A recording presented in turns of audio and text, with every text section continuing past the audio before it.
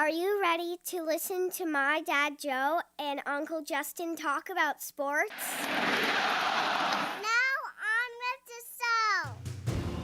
The Joe Mays and J-Raff Show is brought to you by Mays Sandwich Shop, which have been serving the greater West Lawn area delicious food for over 70 years.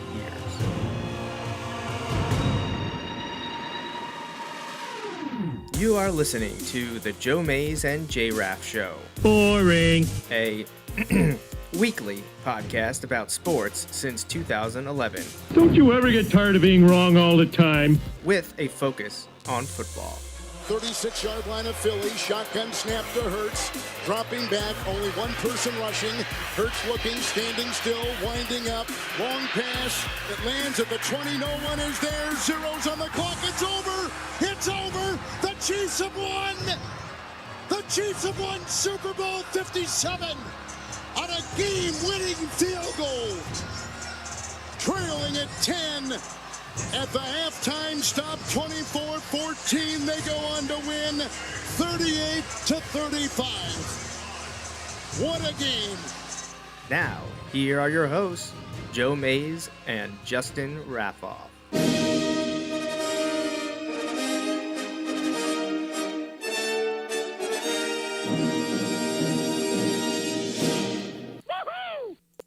Yes, new intro.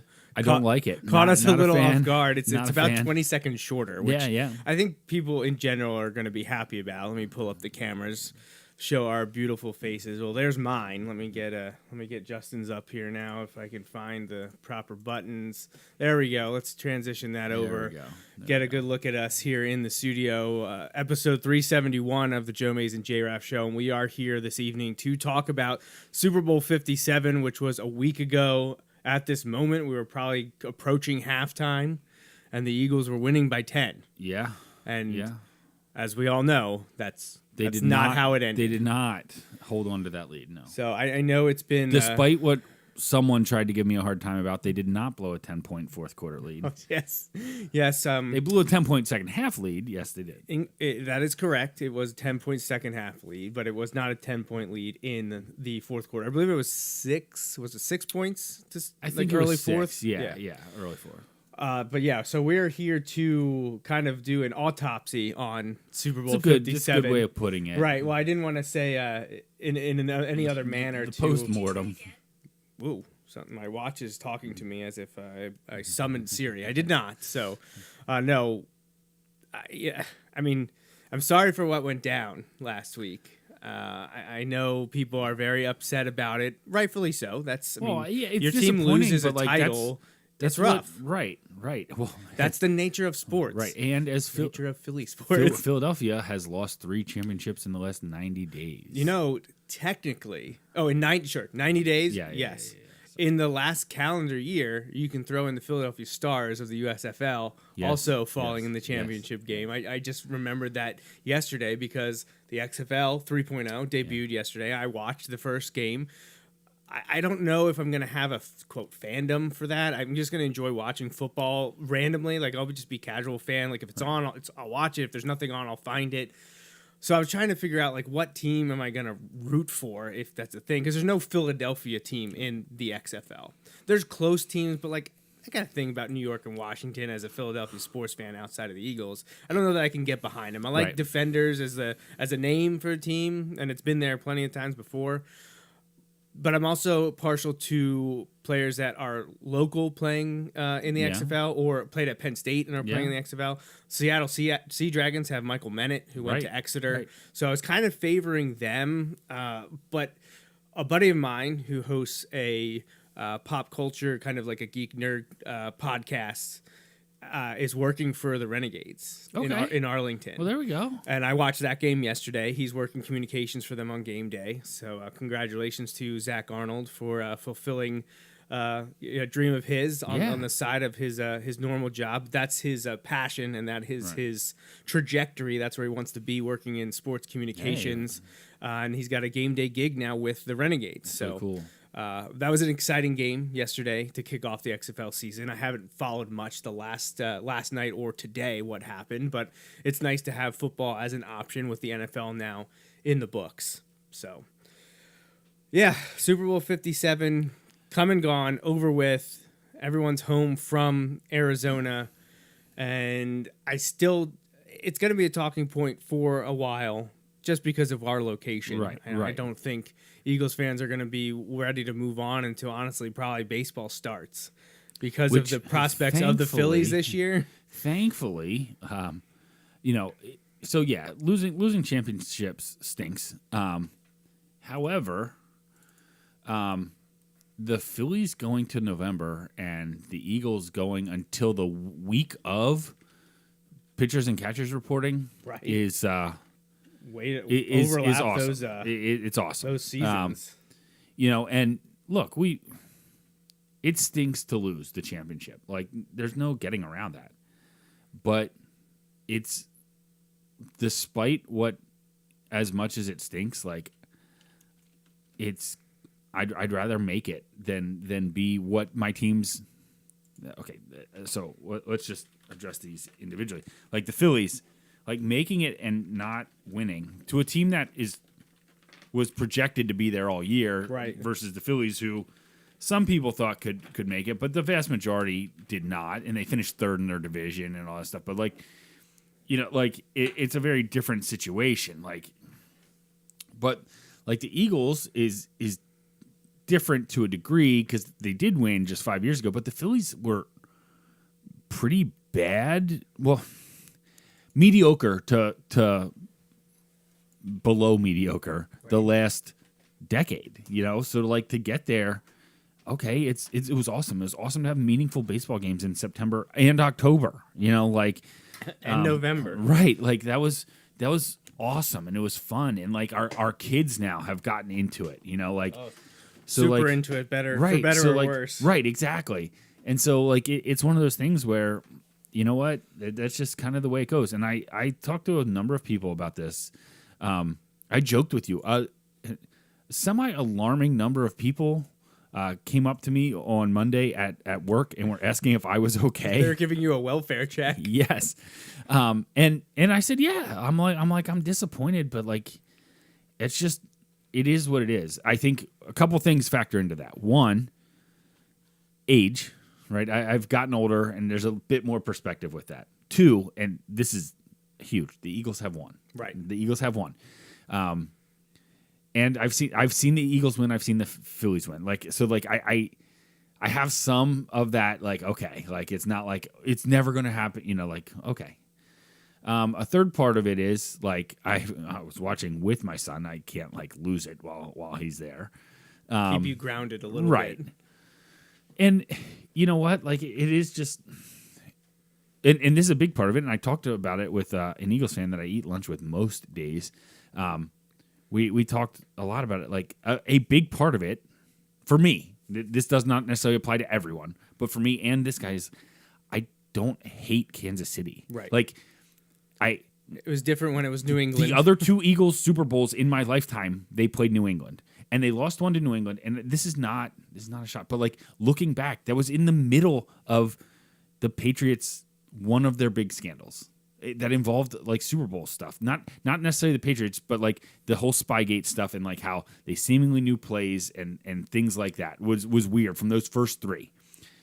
Now, the Patriots were better than the Eagles in 2005, I think that was. Yeah.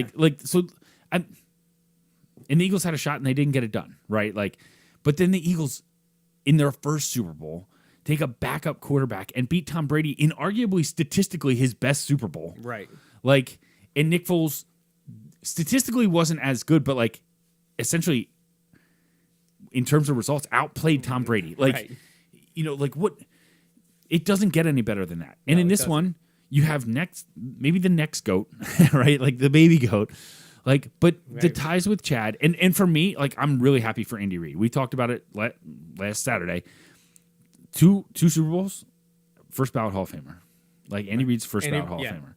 And maybe more. Maybe he'll get more. Right. Yeah. But and you're also, and I know this is, some people are oh no, he's not there yet. But Patrick Mahomes is a Hall of Famer at this point. Yeah. He's won too. See, I always and people that push back on that, they better also say that Terrell Davis doesn't deserve it, because Terrell Davis was electric for a few years Right. and won multiple Super Bowls, he's not doing Or- what Patrick or Mahomes. look Or he at- didn't do what Patrick Look Mahomes at is doing. look at what like wide receivers or probably virtually any running back in the last 30 years did like. Maybe they were in the league 8 to 10 years, but they're like where they actually were the guy was probably a 5-year period. Yeah. You know, that's not all of them because otherwise you don't get to the Hall of Fame. Like I realize that, but there's a reason why teams forever haven't kept running backs after they were 30. Yeah. And a big chunk of that time you weren't getting running backs at like age 20 or 21. You were getting them at age 22, 23, 24. So like it's, that bothers me to some degree. Now, like if it's a flash in the pan, like a 1 or 2 year thing like that I understand, but like this has been going long. I know Mahomes still feels new. Right. He's not new. He's young, Was which this is his great. sixth season?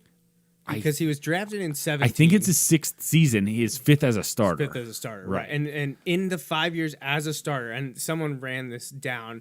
It might have even been Florio in Pro Football Talk, but they looked at it this way: 2018, his first year as a starter, was that the year they lost to the Patriots in the AFC Championship game? Yes, And for the record, they didn't go and change the overtime rules because of that. Right. And they would have won if not for an offsides With call. that, the D Ford, Right. That was the D Ford Yep. thing. Well, all right, Yep. and whoever this article, I apologize, I don't remember where I read it. It may have been PFT.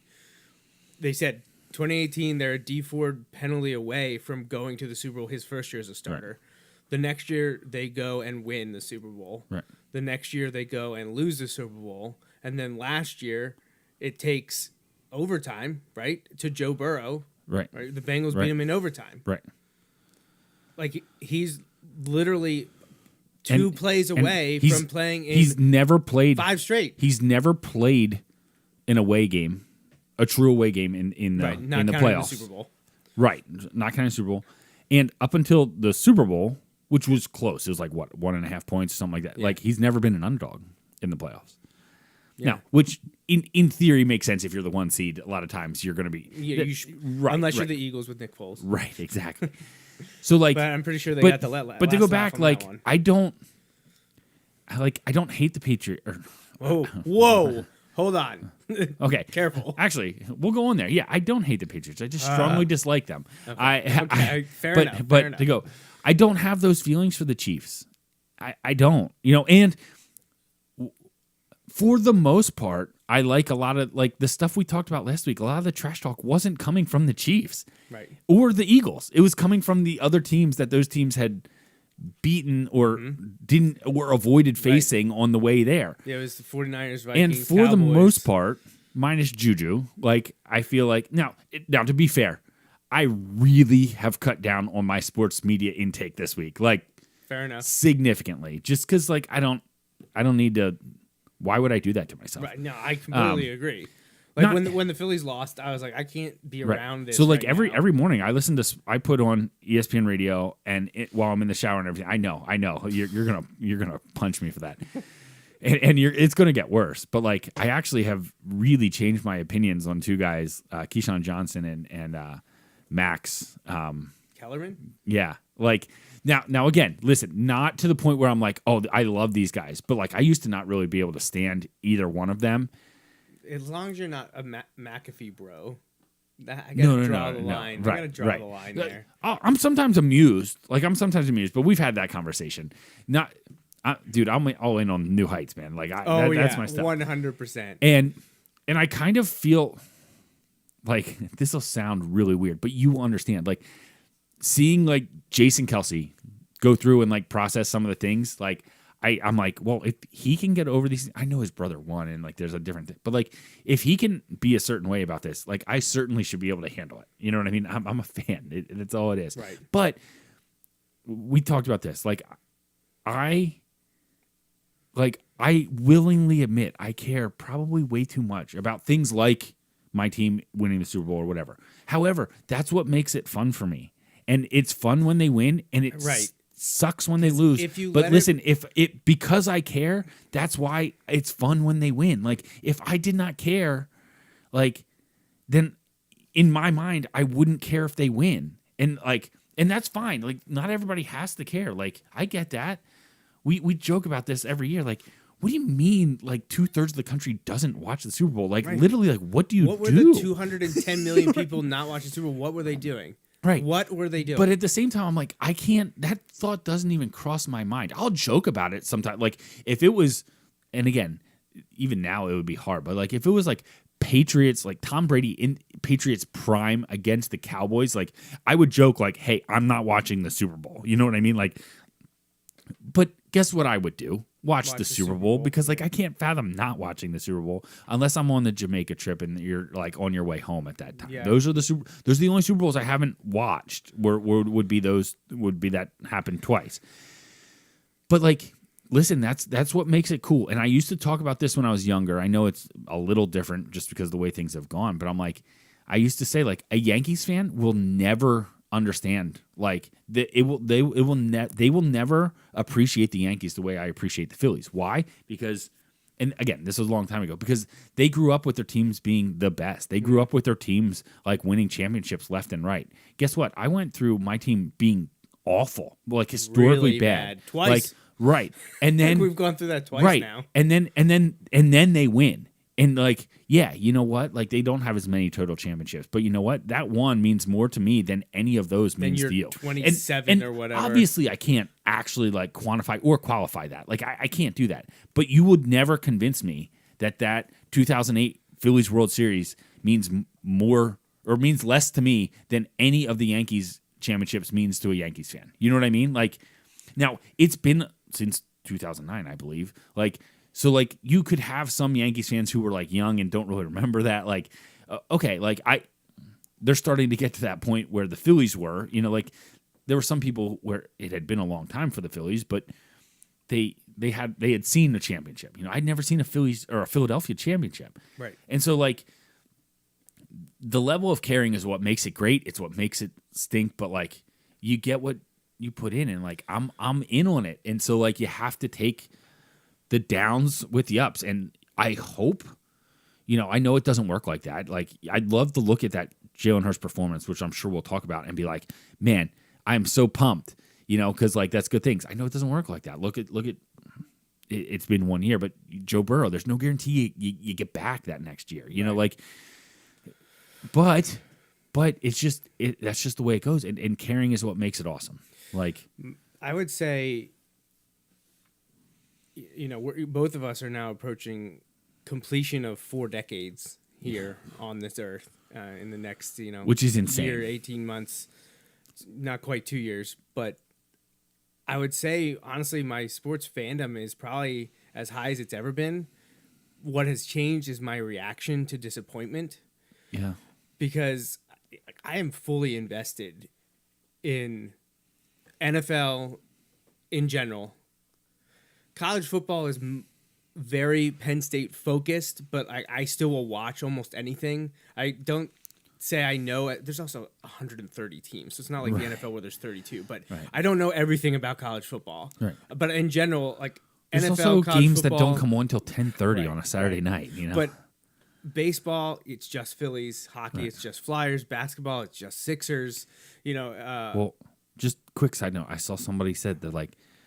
You can joke about the Philadelphia like lack of success in championships in the past year, but they're like the Flyers are the worst in Philly right now because like people are indifferent, and indifferent is a bad spot to be. That's really bad. Yeah. Well, they're not. They're kind of what we talk about all the time. They're in their worst spot. Absolutely. Where they're not even average. So they're not middle. No. But in the NHL and in the NBA, because there's so few players that impact the play. Yeah. You need to get those impact players when they come up in the draft or free agency. Oh, and there's a generational talent available Connor this year. Bedard is available. You need to have that number 1 pick, and the Flyers aren't bad enough to probably get higher odds. I hate to say this because like I'm not saying they should tank. That's not what I'm saying. It would benefit the Flyers to lose every game they have remaining. Well, they're going to have a good chance to do that because they should be selling people, but in front of the March 3rd NHL trade deadline. Sell them all. Van Riemsdyk is most likely to be the And one that I will feel get them bad, something but, in like, return. It's just the way it is. Yeah, sorry, they we don't need that tangent. No, we can't afford that. But to finish the fandom talk, like I am fully invested in NFL, college football, and then those three teams that I mentioned, the 3 Philadelphia teams. And what is now made it even more so is Natalie is like full. Like Natalie followed Phillies. Like she comes down now and it's like, aren't the Flyers on? I'd be like, I don't even know. Right. It's not that I'm not interested. It's just like I used to know the schedule off the top of my head. I'd be like, yeah, the Flyers are on this night, and the Phillies are on this night, whatever. But she comes down, she's like, I think the Flyers are on, and we'll like turn. Okay, It's awesome. So so we watched Phillies hardcore throughout the summer, and then the magical playoff run that was awesome. And she just looked forward to watching football on Sunday. So this was a pretty good time for sports fandom in my life because now my daughter, at least one of them so far, and Natalie's a few years older, so maybe Haley will come around. She wants to sit there and watch these things. She wants to go to these things. She's been going to some of the high school basketball games with me. So it's been a lot of fun. But I also, despite having that, fandom still way up here, it's still up at 100. I've had to step back with my reactions to disappointments because I don't want it to ruin the time with my daughters, with the family in 100%. general. I just remember 2+ years ago now, it was during the COVID Penn State season when Penn State lost to Indiana. Yeah. That play that I'm still convinced he was down, and that was not a 2-point conversion. No, absolutely.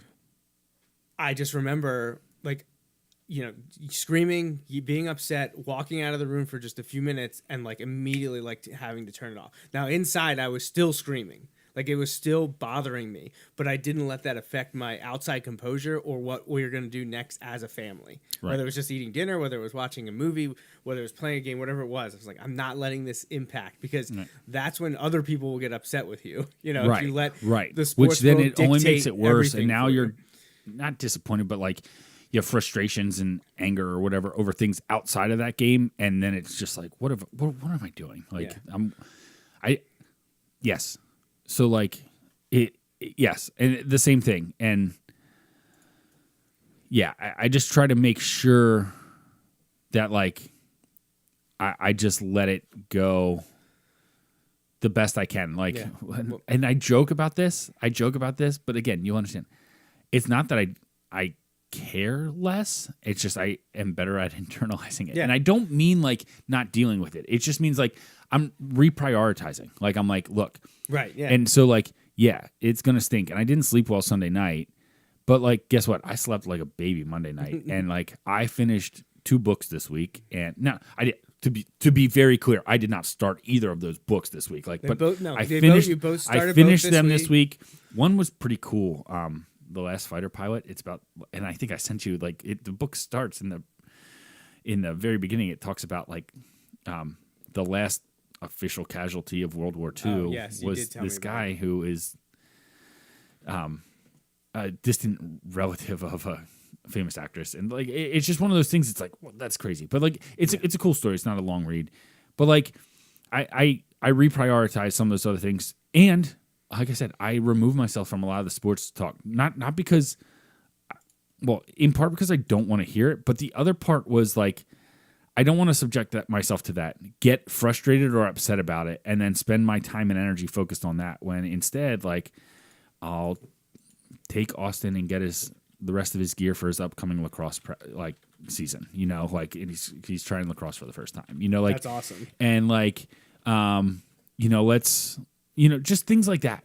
I was focused on other things, and I'm glad that I handle it that way now, as opposed to just letting it kind of be all consuming. Yeah.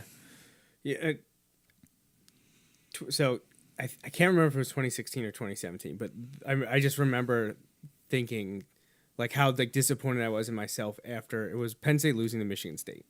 Yeah. Which happened in both those years. Yeah. That's why I don't know what year it was. Right. I want to say it was 2017 because I feel I was angry because I was this just happened last year. How do you let it happen 2 years in a row? Right. And the second year we had them at home, I believe. Yes. Because was 2016 the weird year where it rained or something? Yeah. It was was it 16, 17 or 17, 18? I thought it was 16, 17 because it was Saquon and then no Saquon. Well, that would have been 17, 18 then. Okay. Because Saquon... I thought it was Saquon, no Saquon. Okay, then it was 17, 18. I thought.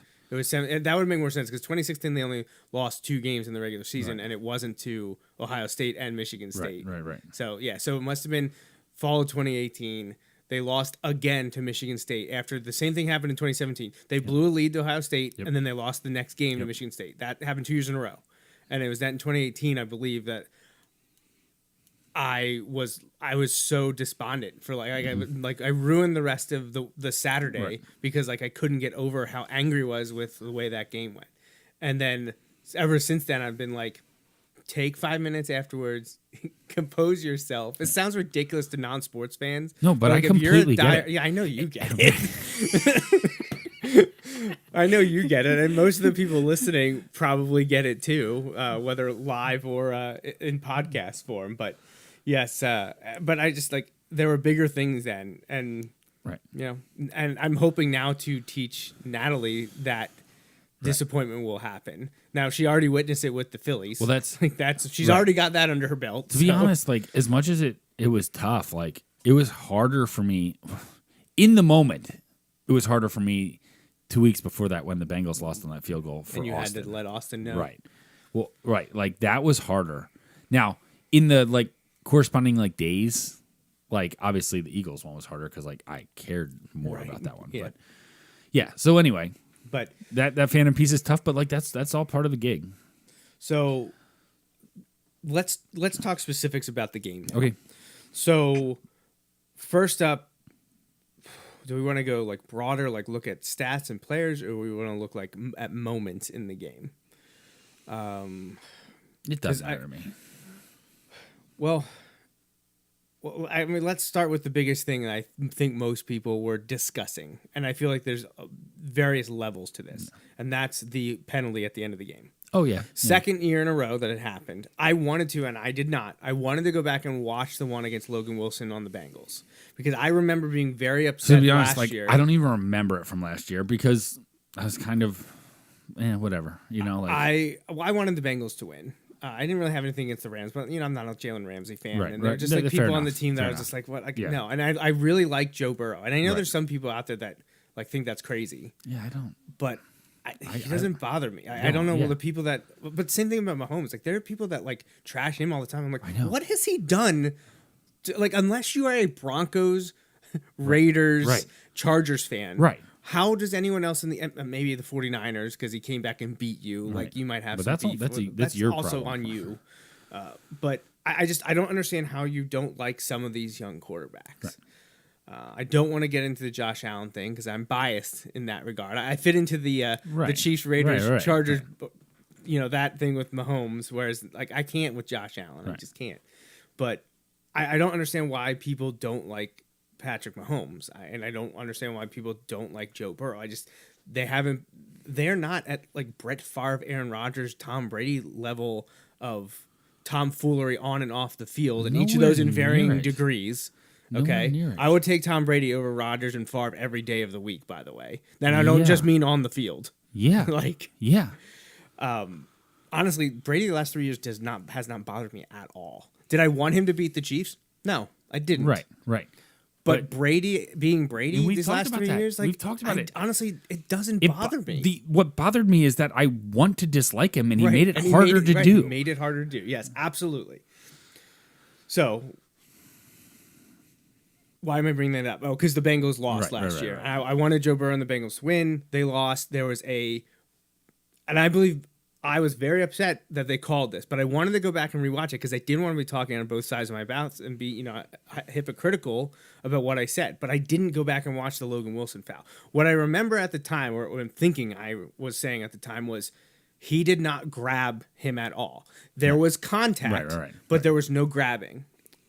I could probably pull it up and we could watch it as we discuss. So once you take over, maybe I'll try to do that. But I remember being disappointed that they let that have an impact on the game because it didn't look like a foul to me. Now, fast forward a year, and here we are again. However, I feel, without reviewing that play, that this was different because when it happened live, I was like, this dude's all over. Oh, yeah.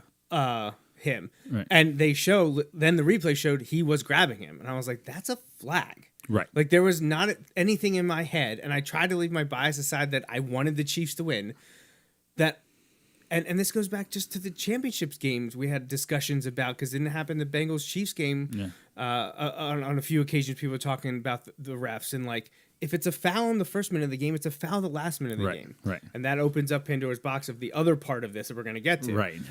That was absolutely a penalty. Right. Like the people, and of course they're Eagles fans, Right. saying it's not a penalty, it's just not true. Right. Like I do appreciate that. Like, I've only really discussed the game with a few people because like I just don't want to like actually discuss. Other than they're like, oh yeah, you know, like you were saving it for tonight. Right. But like the same thing. Like again, this is full on like me admitting like the fan. I don't want it called, but that is because I want the Eagles to win. Like I'm not separating those two. It was a penalty. Like I don't want anyone to like misinterpret that. And you know where I'm coming from here. But like I don't want it called because it negatively affected my team. However, like it is a foul. I like that, and this is a common theme that comes up. I like that Bradbury just owned it. Yep. Yep. Yeah, I grabbed him. 100%. I was hoping they wouldn't call it. I grabbed him. Separate from that, and to be clear, I know that this is not the rule. I'm not saying this should have negated it. I don't think Juju makes that catch. However, I don't know that Patrick throws it. He saw the hold. Right. He saw it right away, so he knew that. So you know, I know it probably was going to be a free play. Right. So like I understand that like he may not throw it, and he was just throwing it deep. You know, throwing it Because it doesn't matter. away. Yeah. But like I don't think even if he holds if he just contacts him, doesn't hold him, I don't think he makes that catch because it was a long way away from him. I don't disagree with that. But again, I'm not saying it was uncatchable and pass interference. It's not the same penalty. It's not the same. Like I don't want anyone to mix that up with. I mean, I'll stop putting my hand in front of the camera too. Doesn't matter. Getting animated, moving my hands more. I don't know if this is the part you were kind of alluding to. It does, and again, it was a penalty. If the Eagles don't want him to score, don't let him go down the field. Get a single stop in the second half, and you're not in this spot. Push Jerick McKinnon into the end zone. Yeah. It does not sit well. And again, I can't avoid coming off as the Eagles fan here because I am the Eagles fan. But like it had been over 500 some plays since they had called that penalty. They had not called that penalty since Christmas Eve. I find it hard to believe that there was no defensive holding for 500 some consecutive plays, and that's when it gets called. Look, don't let Patrick Mahomes run for 30 yards and give you a chip shot field goal. Don't, like I said, get any stops in the second half. Like there are a million things. It's not. I would have loved for the Eagles to have a shot, but there's no guarantee that they even go down and get the field goal. It was tough conditions to kick. Like there's a million what ifs. Right. But like it stank for me because it eliminated any shot my team had at making it interesting and seeing if you get it. And the way Jalen Hurts was playing, like you can't tell me that they won't score, but obviously there's no guarantee that they do.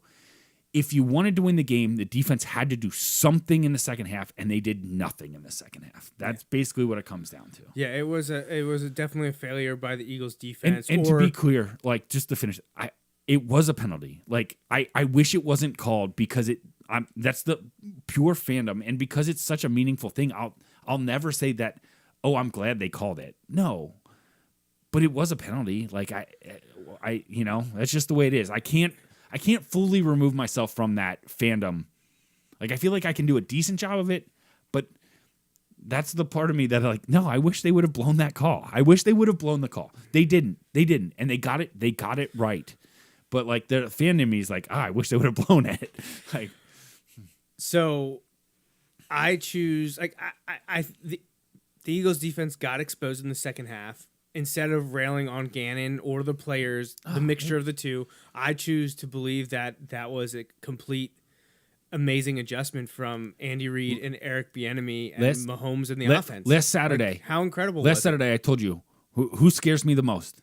Andy The Reid two and Patrick Mahomes. The two places that I give the Chiefs the advantage, I said it scares me because I worry that might be enough. Like the two most important. Oh, and quarterback and and head coach. It's tougher to say that Mahomes was the reason because of the way Hurts played, Right, Because they right. dueled And- each other very well. right, But Reed out coached Right. Sirianni. I just mean in this instance, like the play calling, and by that I don't just mean the play calling, but like the structure, the way you set up, strategy, the yep. way you move to get guys, because they know when we motion this is this is what they're going to bump to, and then they're showing one thing but running something else. Like that's not unique to Andy Reid in this game. You hear that all the time. We had Chad on years ago, and one of the things he talked about was he had played on multiple teams where virtually everything they're going to install, they may spend more time focusing on it, but they install it in the offseason and in the preseason leading up, and maybe, a thing here and there.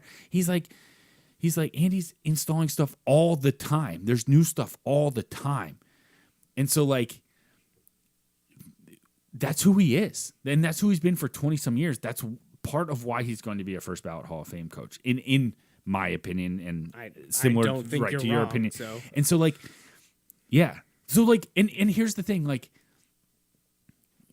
Sirianni getting, like, Reed getting the better of Sirianni. And again, I don't think Sirianni coached a bad game.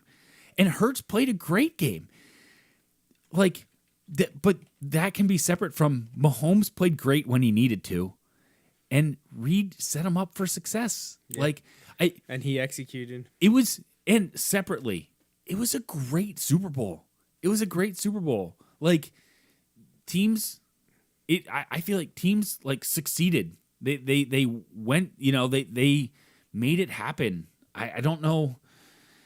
Sometimes you play other good teams in the Super Bowl. Right. Like that happens. Right. Like you're playing this guy who knows what's going to happen, but he's won 2 Super Bowls in his first 5 years of playing as a starter. Been to 3. Right.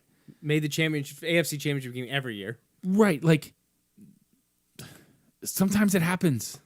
You run into a really good team. Right, sometimes it happens. And it's disappointing and it stinks. But hey, and this is what I think hurts the most, and not Jalen hurts the most, but hurts so badly right now is they play 10 times. I think the Eagles win it 6 or 7 times. Yeah. Like, yeah.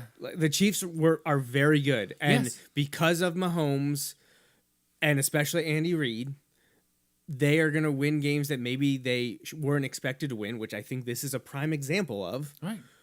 But I do think on paper, and that's when all the little things add up and matter, the Eagles are better. Right.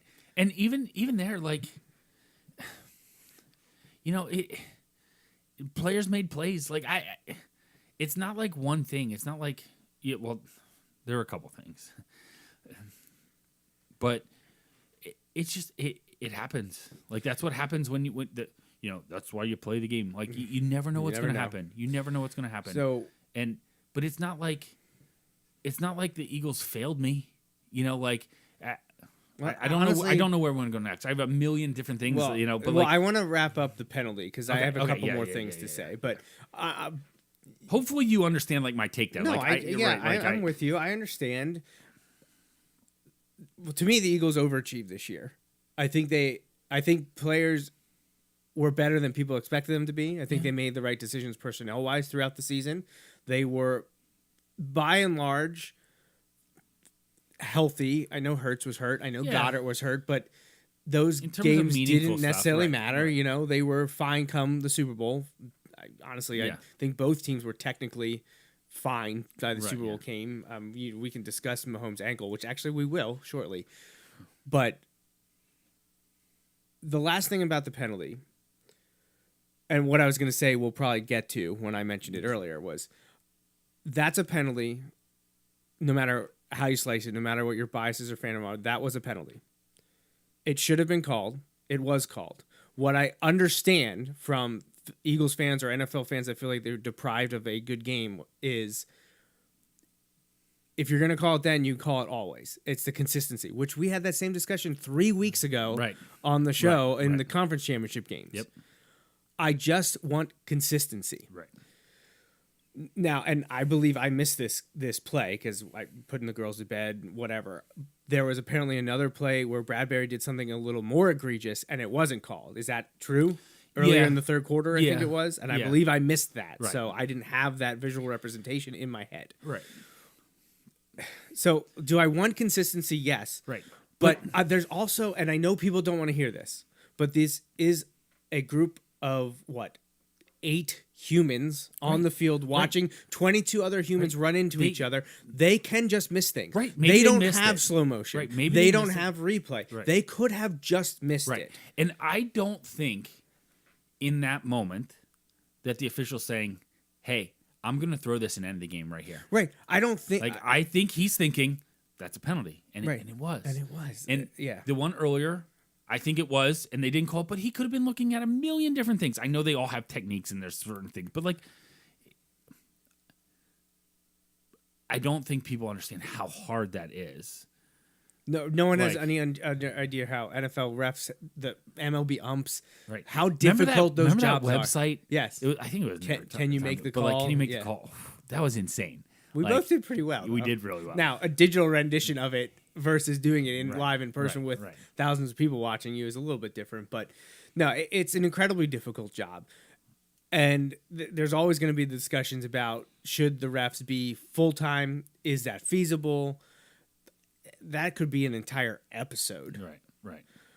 But by and by, and I know it sucks because it deprived us of a thrilling ending.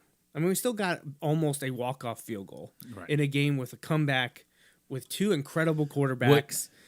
It's just Here's the thing. If it was a bad call, I would have been apoplectic. Like I would never get over it. I would never get over it if it was a bad call. It was the right call. And this will sound weird, but you'll understand. I'm glad if You're they're glad going there to was call it, actually a if they're going to penalty. call it, I'm glad they do. And also, it's different for me too because it would have left a different taste in my mouth if it was like a 50-yard penalty, like 50-yard pass interference call or something like that. You know what I mean? They were already like down there. You know, like the defense had already failed on that drive. You know, like they failed once, and they happened to. That was the second failure, I guess. You know, the defense got to fail twice on that drive. right. So And that's just what it is. So I'm pulling up. I want to see if the Logan Wilson replay because I want to see if I am remembering it correctly because I very well could be. That's not that. That's certainly that is absolutely a penalty. I'm looking for the Logan Wilson one. So let's see if we can get. Do they have video of it? Is that this? I right think here? that's the one. No, maybe it looks. Are they going to show video? I don't want stills. Stills don't tell me anything. Should the Bengals have been flagged late in the Super Bowl? I want the video. That is a still. Yeah, I don't think they're going to show the video. They probably would have by now. All right, I'll have to keep looking. I know it exists, Right. so I'll see if I can find it. That clearly was not what I wanted.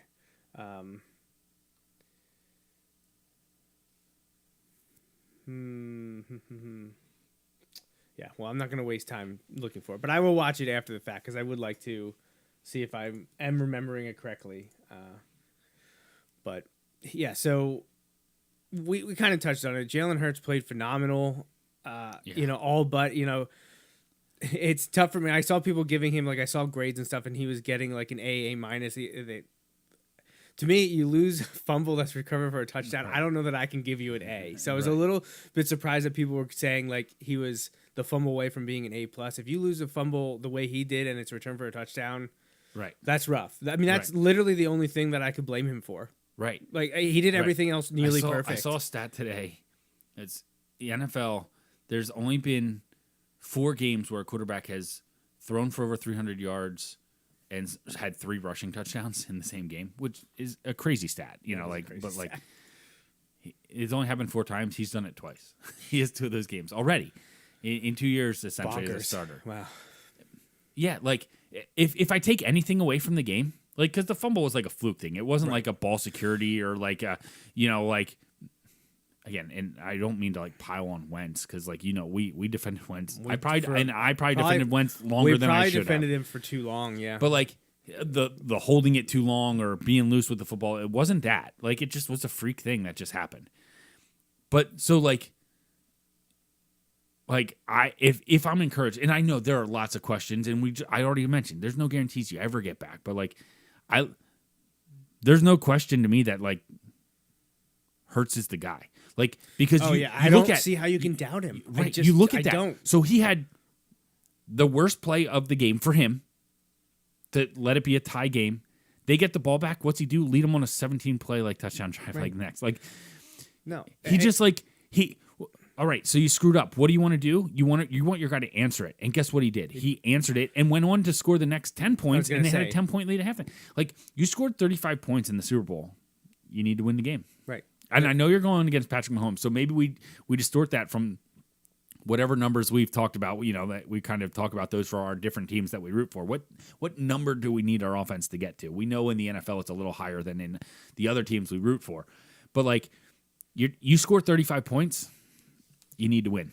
No, I completely agree. I don't want to put it just on the defense, but if you look at the two units, that's the unit that failed them. The Eagles defense didn't live up to. I mean, you and I talked about it. The Eagles had the better offensive line. They had the better defensive line. Right. I still think the offensive line was very good, but they were not elite. They were not what they did against San Francisco. No, they couldn't run the ball. No.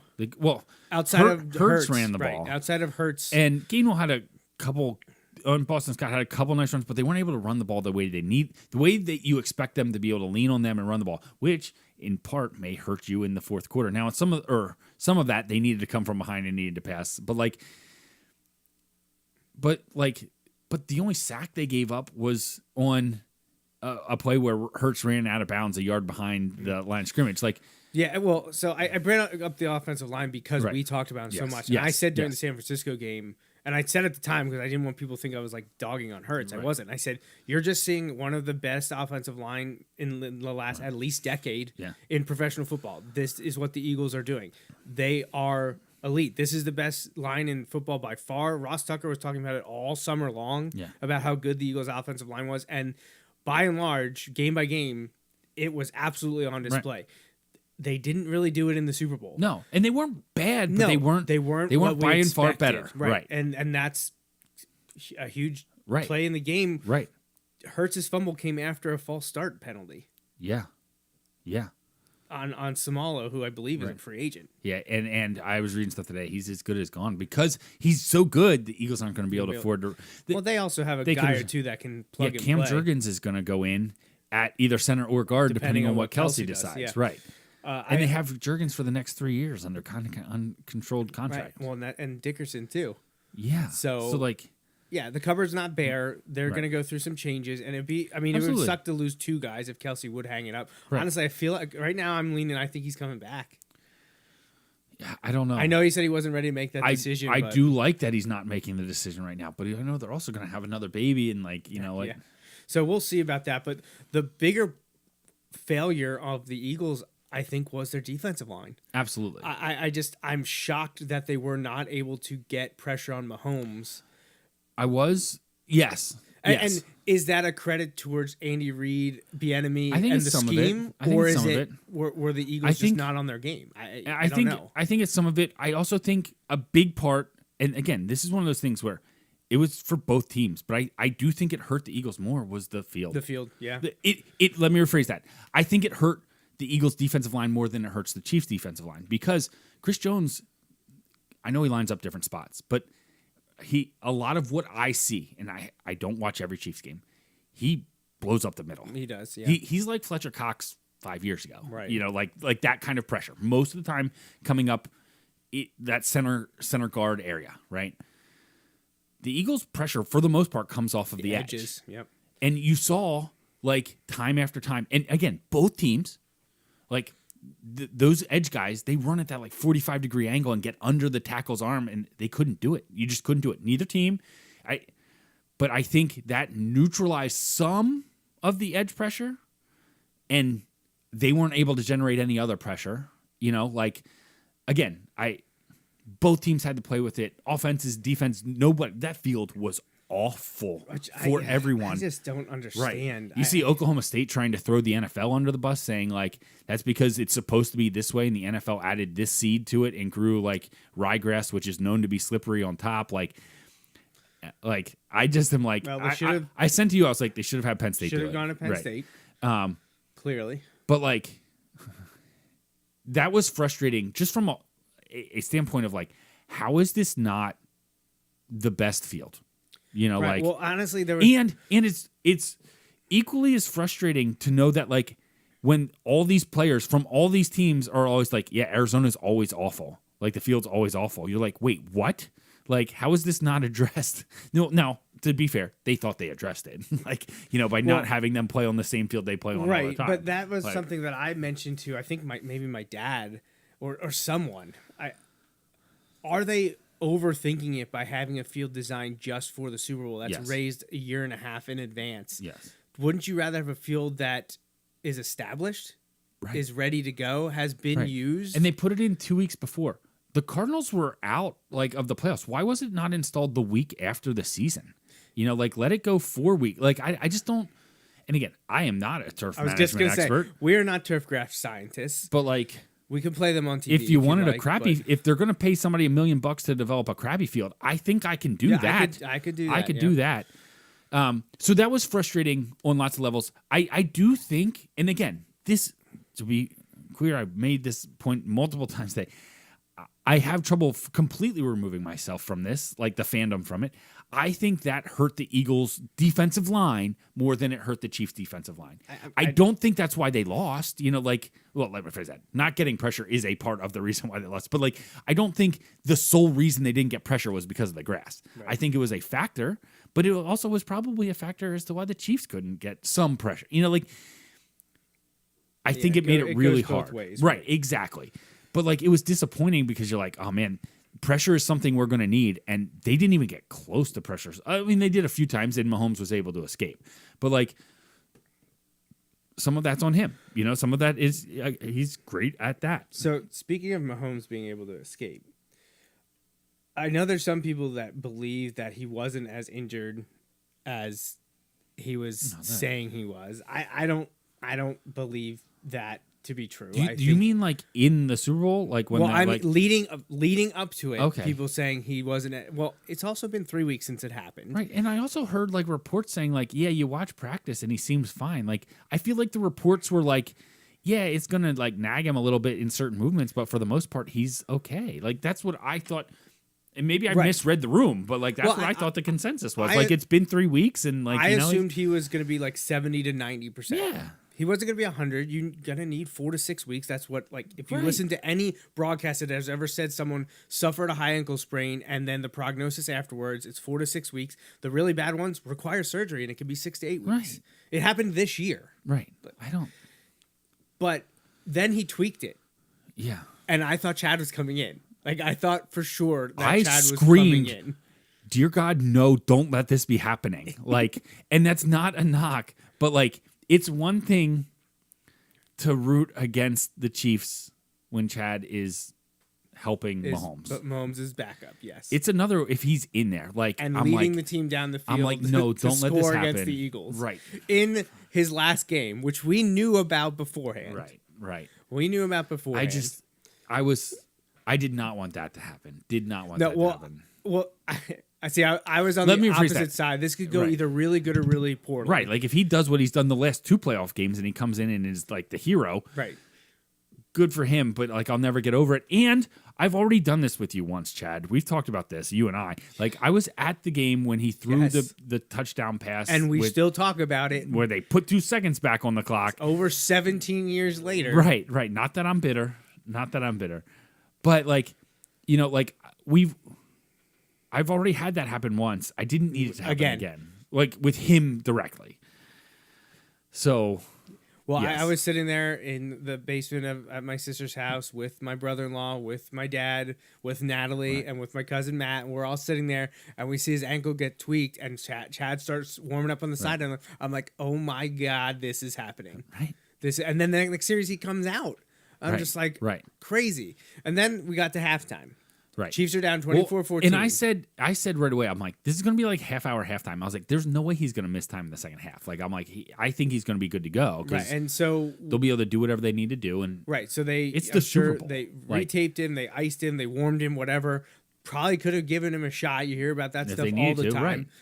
This is where the discussion is coming from. Okay. Because I had multiple people bring up to me directly, post about it on social media, that the NFL was investigating the Chiefs Oh my and gosh. Patrick Mahomes for doing something I inappropriate saw at that. halftime. I saw that and I'm like, that's a fake thing. And, well, right. And, I don't like I don't want to get into it with random people on the internet or customers at the sandwich shop. But So it I'm came gonna up by push back. multiple You people. don't want to? You don't want to? I want to, but I refuse to for to many bring- reasons. It circles back to the discussion we had earlier. Like I'm not going to allow myself Right. to make my day worse by, However- by downward spiraling this into something bigger than it needs The to be. first person I heard that from was my dad. Not that he saw it. He had someone say it to him. Right. He actually called me and was like, "Is this real? Did you see this?" And so I immediately Which- was like, which "No." And I is- looked it up, and it was started by someone on Twitter That's that a- was posing as someone. That's a fair question I take for like someone to hey, do you think this is real? Like a legitimate, like, do you think that's a perfectly good response? I saw it and was like, I have so many things I'm disappointed about. Patrick Mahomes' injury is like, and what they did for him to play well in the second half is not any of those. It all The thought stemmed didn't even cross my mind. Well, it all stemmed around them, I guess, thinking they gave him something they shouldn't have given him. And I'm just like, what? they already have shots that make your like things go numb. Like your what? yeah. But also, how could you operate if your leg is numb? Right. Which also shows me, like I saw, like PEDs. Like what exactly? Right. What would have done that? It's just Right. someone who is Because looking for clout let me tell on ya, Twitter. Let me tell you, if they could do that, the NFL would. And I don't mean that like if they could do that, everyone would be doing it. No, you would never see anyone leave with an injury. Like What I wanted to do, and I'm not good enough with video editing. What I wanted to do was snip Varsity Blues, the game at the end, and have Andy Reid on John Voight's body, and then Mahomes sitting on the table with the running back, because you have Paul Walker's character come in and be like, "Don't do it," and they're all standing there with the needles ready to stab him and give him whatever, the painkiller, and that's Right. what was going through my head. But I did.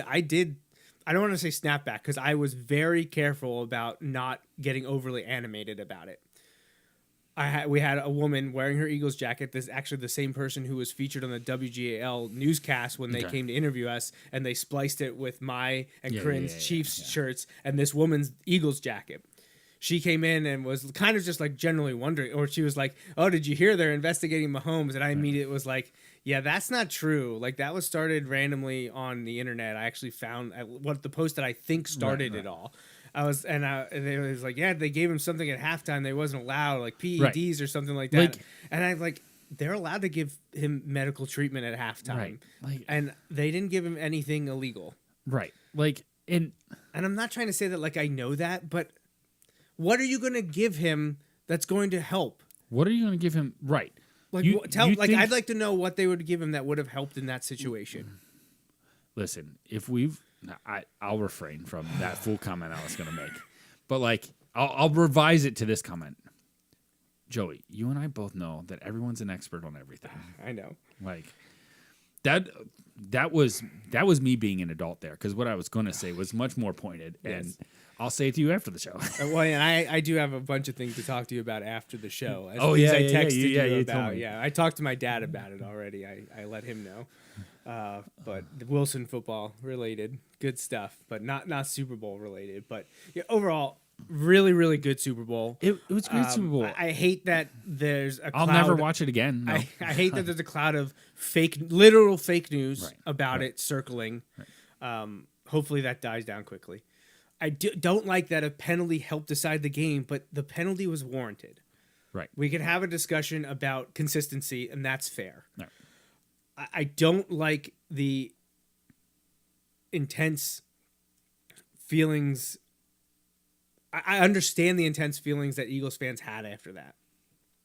I don't like the conspiracy stuff. I don't like when any fan base does that kind of thing. I don't like when my own fan bases do that kind of thing. Right. And both like sides of I shouldn't say really both sides, but like that is in honestly, like in part of me avoiding stuff is also stuff like that. Like I don't want to subject myself to all the Chiefs like great stuff. Like that's just like they won. That's great. That's awesome. I'm happy for some. I'm happy like literally personally for some of them. Yeah.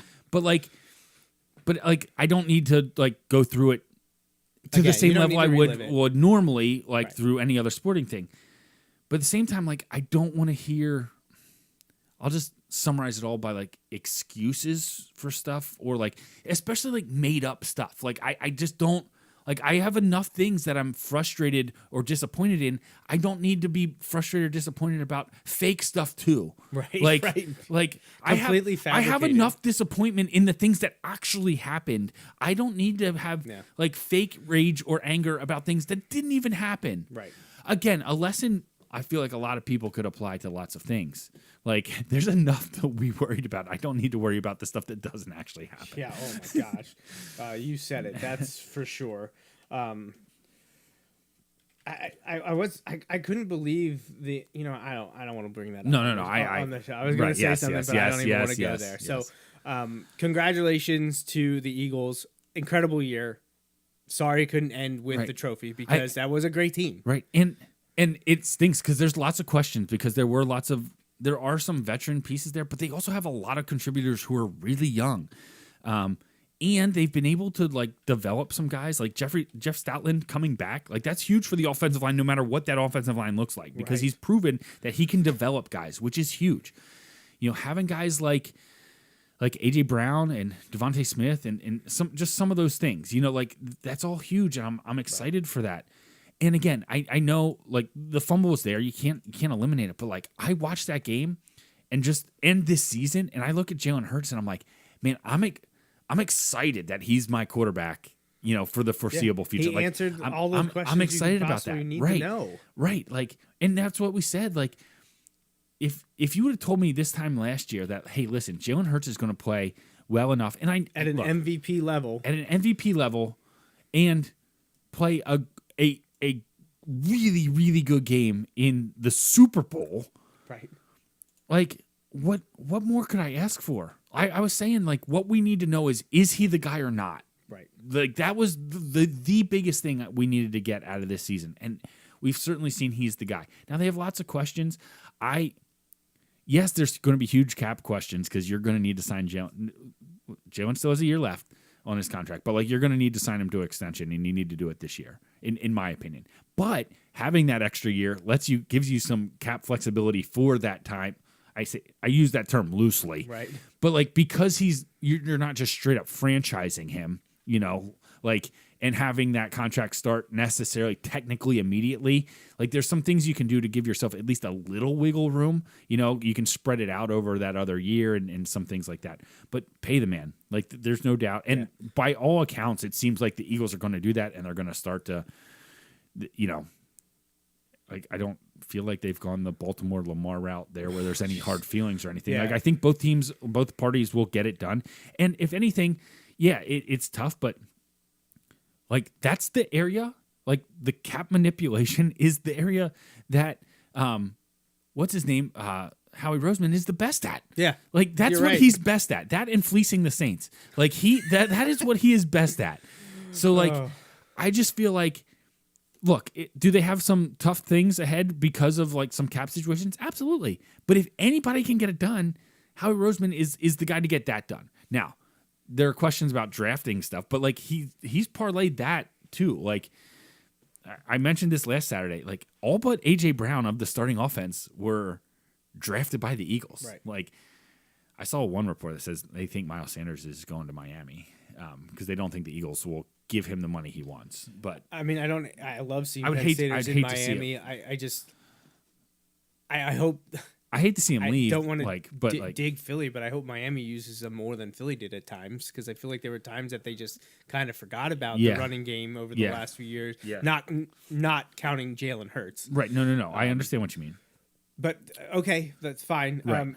So we're already at an hour. There's a few things Yeah, left to sorry. cover. No, that's fine. I knew that this could go on a while, but I don't want to go on. We're ripping forever. this Band-Aid off nice So, and slow.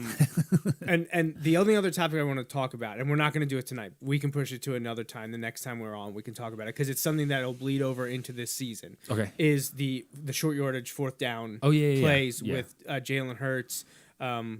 What essentially has become a bush push on steroids Right. type of thing. the tush push. Right. And that's a discussion that will probably take 10 or 15 minutes. So we're Right, not going right. to talk about that now because it happened in the Super Bowl. And I think because of, and I said this to you, the number of people that we're exposed to now, Right. I think it became more of a talking point. So we'll cover that maybe in 2 weeks when we're back. I believe we're going to start our college football series again in 2 weeks, playing the college football game, and we can have a discussion. That's a great time to have a discussion like that. Yeah. Talk about the Eagles' use of it, their success, and why maybe it'll be changed or even eliminated. Right. And I know there's two sides to that, and I think I already made my point to you, but You we'll bring did. it up. You did.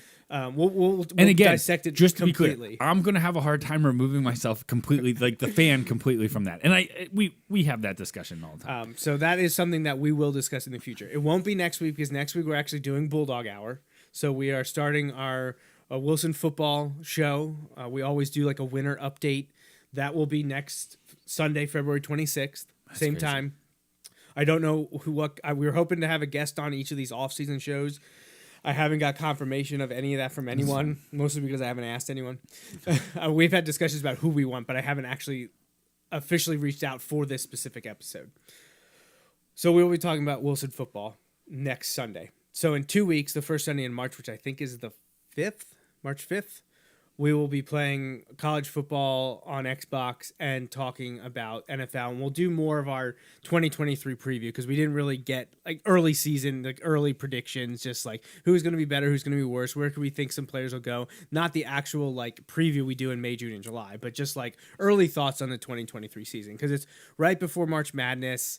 Flyers are bad. We're not caring too much about NHL. Sixers are still in the middle of the season. They still have a few months till playoffs.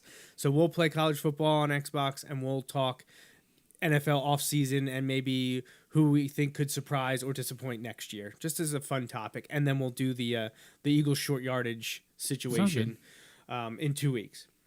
At some point, our hope is over the next 4 to 6 weeks that we can welcome in Chad Henne, friend of the program. I say just because he's been on with us a few times. He was the headliner of our 100th episode way back in 2013. 271 shows ago. Yeah. Our 100th episode in June 2013, Chad was our special guest. We did it live and in person at the West Lawn United Methodist Church, and we had about 50 people there. That was awesome. Then he joined us a few years later. I guess it was a while. It was about 6 years later. We had him back on the show, and that was prior to him winning any Super Bowls. Yeah. That was in person. That was a great show. That was almost exactly 4 years ago, like in the last few days. Then a year after that, we had him back on the show, but it was Bulldog Hour, not this show. And you weren't here with us. Here, yeah. You were ill. That was right before COVID happened. Right. It But was like the month leading up to that. I was really sick. Yeah, you were really sick. So you didn't join. Did you call in, though? I think I did. I think you called I in, did. but it was just Chad and I here. And then I, on a whim, reached out to him in 2021 after the Browns playoff game where he came in and helped So the Chiefs that was win. a roller coaster for me because like one of my best friends is like a diehard Browns fan. He's also a diehard Michigan fan who lives surrounded by Ohio State fans. So he was like, as much as that hurt him, he did relish in the fact that like all these fans who really don't like Chad, not like personally, but like like they rooted against him in college and they were rooting against him in that pro scenario that Chad was able to kind of stick it to them. Like he did relish that Michigan tie. All this to say that Chad last joined us briefly, like I think like not even 10 minutes. We had him by phone after that his divisional round heroics against the Browns 2 years ago, which was awesome. Like he didn't need to do that, and we appreciate him calling in. Like literally, I think while he was eating dinner, like with family, to call us to talk to us about it, which was cool. We couldn't connect last year, but I initiated conversations. Hopefully this year, in the next 4 to 6 weeks, we can have him on. not just because he won another Super Bowl, and as I saw, shared with you, and then Adam pointed out, I'm sure because it includes the name Dan Marino on it, Chad Henne is now retiring That's 100% with more why I Super Bowl wins than what was it? Aaron Rodgers, Dan Dan Marino, Marino, Phillip Rivers, and wasn't there one more guy on I there, think like so. a big, like pretty big, like Warren Moon or something like that? combined. Dan Fouts, maybe it was. Maybe. Combined. Like Chad Henne has won 2 Super Bowls, and those quarterbacks combined have won 1. And it was Aaron Rodgers, which is unfortunate, but it is what it is. We're fortunate, depending on your perspective. Like, Well, yeah, true. If yeah, well, I don't even want to know what I'd be like if he was in Brady's category winning 7. That would be awful. But anyway, Chad retired. He announced on the field after the game that he's done after 15 seasons in the NFL. And we want to talk to him about his entire career, not just NFL wise, but his entire football. I mean, the last 2 decades of his life was dedicated to this sport. So we thought it would be a lot of fun if we could talk to him about all his successes and his experiences. Yeah. And I know we've done this multiple times before, but things change. And, yeah. It's not often that we can say we'd have a Super Bowl champion Well, like on the program. I think often of the things that he's talked to us about on the show, and like even like after the show, like when we just had the things that we to wish talk. we could broadcast. Yeah. Right, like just stuff like that. It's just really interesting, like some of those things, like like it's just a lot of fun. That one story that we won't go into details Yes. on came up again recently as they were talking about like what if Chad didn't sign with Kansas City 5 years ago. And I was like, yep, we know a lot about that situation. So yeah, I hopefully we can work out schedule wise, because I think it would be, as much as I appreciate him calling 2 years ago, it's always fun to have him here. Yeah. Any guests, honestly. Right, I'd much right. rather have people here talking Yeah, to it's us. a lot of fun. It makes it easier on my end to tech and produce wise, but also it just feels like it's a very organic and genuine conversation when we're all in the same room. So hopefully we can make that work. It would be great. I have one of his Instagram photos up for those of you watching here with us now, him holding the Lombardi Trophy again. And he shared pictures with us 3 years ago after their first victory, and this is from the most recent one. And obviously, since he won his first, he got to go through the anything is possible craze from 2 years ago. And I do love how that has been embraced, not only by him hashtagging this photo with that, but also the Chiefs and Chiefs Kingdom. Like it's cool. And did you see? I don't know if I can pull this up real fast. Did you see the incredible shirt that Chris Oladokun wore to the parade? So no, I did not. Let me see if I can find it, because he's on the float with. Here he is. I don't know if you can see that, Justin. I can't from here. All Sorry. right, I'll see if I can pull up. So the parade photos are really cool.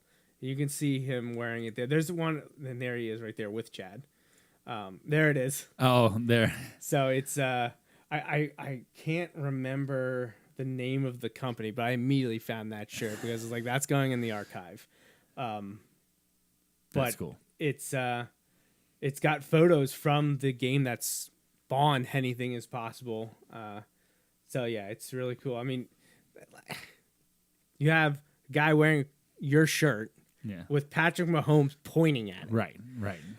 So yeah, there's been a lot of great content from Chad and Brittany about their experience, and from the whole family, the Hennies, the Hartmans, everyone posting awesome photos. So if you're a fan of the Chiefs and Chad Henne, just go on the Instagram to check that out. But I mean, you can just see all these things that he's been tagged in. This isn't even like his stuff. This is other people. Well, this is Oladokun, his photos from the parade, and it was just really cool to go through and see all these pictures. But I saw that shirt and I was like, that is amazing. That is great.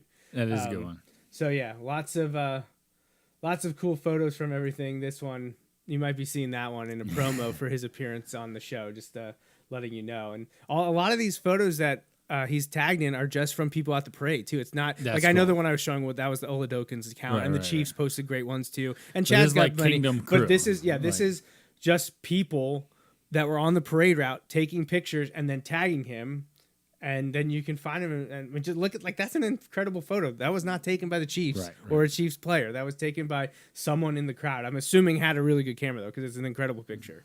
But yeah, just awesome. So hopefully we can make that work. Hopefully Chad is interested in joining us. I know he's been making the rounds. He's been everywhere, and I know he's got Going a on bunch more. Schefter. He was on Schefter. I'm sure he's going to be on Ross Tucker. Honestly, I'm expecting to hear that probably early this week. Wouldn't shock me. But hopefully we can get him on the program to talk about it and get a little bit more of a local flavor. Talk about his plans now that he'll be back in the area and see what his future's all about. So I think that is about it. We didn't get to talk about 2023 season, our expectations. We'll do that in the future. Yeah, we got some time. I also thought, like, if for some reaon we weren't getting great discussion about the Super Bowl, I know probably crazy to think that. Yeah, also, but to be fair, you didn't really know how I was gonna how I react. If Well, if I give one word answers to everything, like, so what are even in your your thoughts? It sucked. disappointment- Like, yeah, even in your disappointment, you usually have plenty to say. So right? Because like I said, like I don't know. Well- It is what it is. It's disappointing. It'll be disappointing for a long time. But like, it's nothing like. What am I gonna say? Right. They lost to a great team.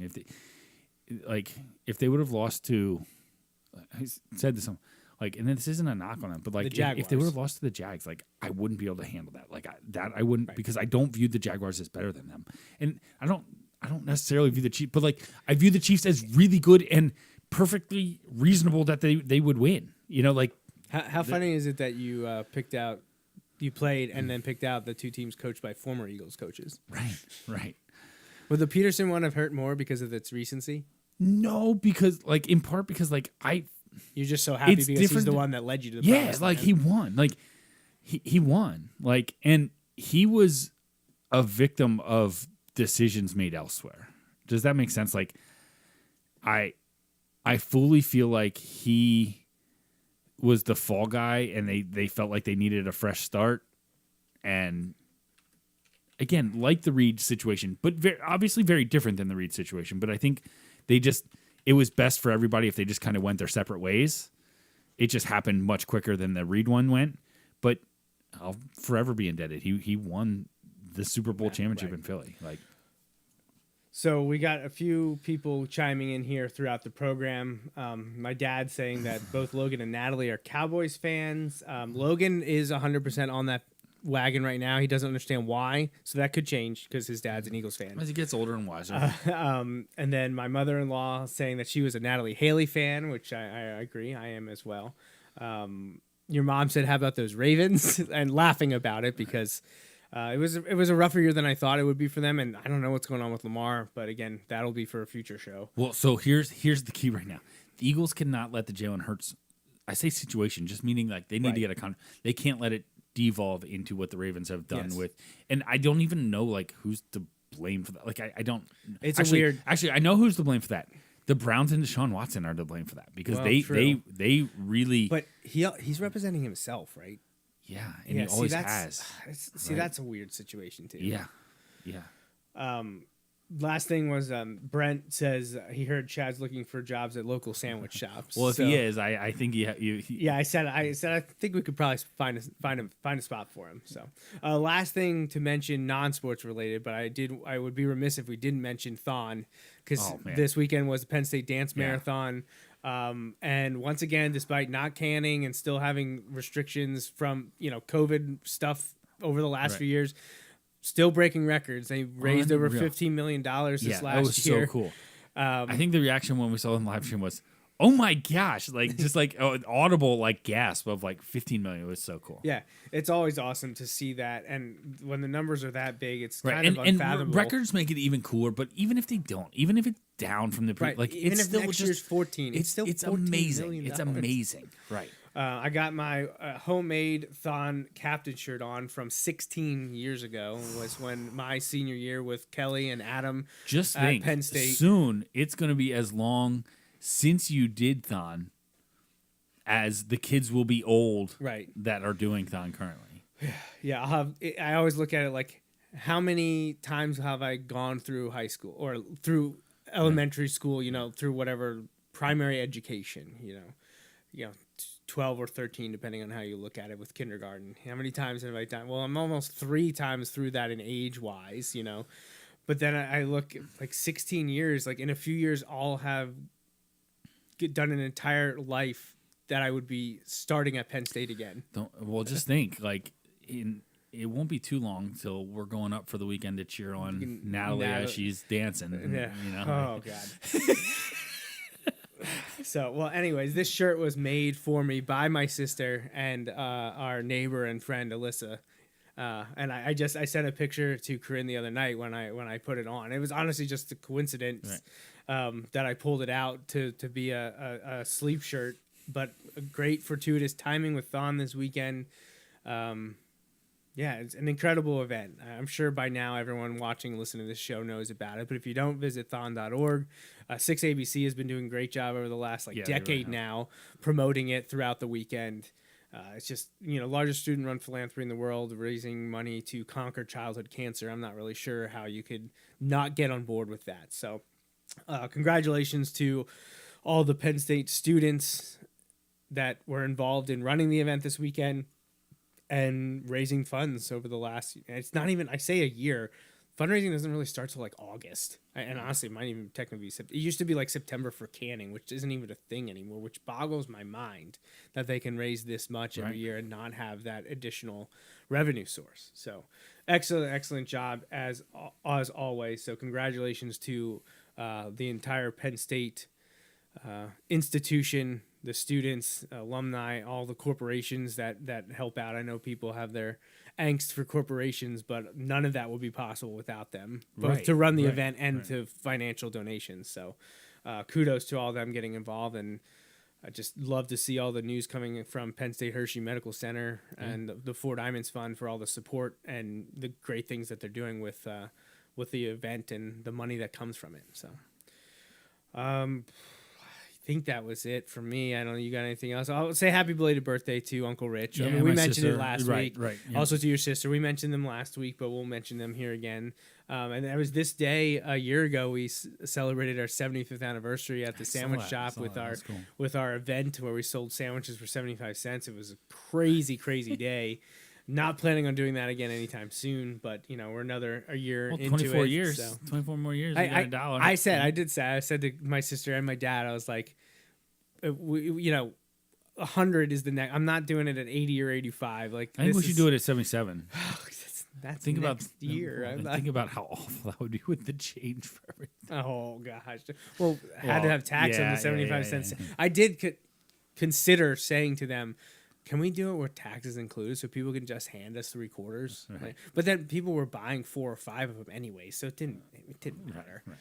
But yeah, so those memories popped up that we did that a year ago today. So it was a lot of fun. But I think that's pretty much it. We went long, but Super Bowl recap, that's going to happen. But again, Bulldog Hour next week. Back on this show in 2 weeks, probably playing NCAA college football. Your dad's favorite. On Xbox, but we got a lot of topics to talk about, all football, NFL related. And hopefully at some point we'll be welcoming Chad on the show. We will not be playing Xbox that night. That'll change things. The three of us shows up and we're like, hey, you have to do special teams because I do defense and Joy does offense.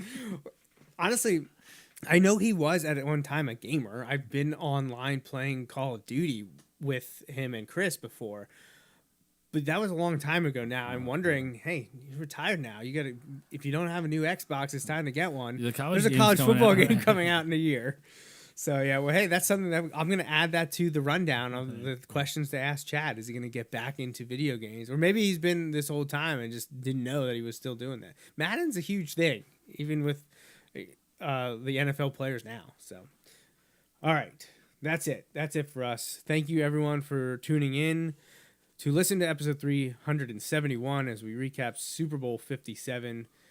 We will be back next week with Bulldog Hour, 2 weeks with this show, and we hope everyone enjoyed. So for Justin Raffoff, I'm Joe Mays. We'll be back again on this show in 2 weeks. So have a good night and see you all again real soon.